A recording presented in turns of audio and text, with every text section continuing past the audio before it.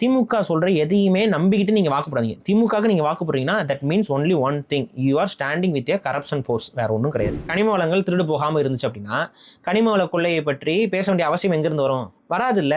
நீங்க தான் கண்ணு முன்னாடி பாறையா உடச்ச கன்னியாகுமரிலாம் போனீங்கன்னா எந்த மலையுமே முழுமையா இல்லையே.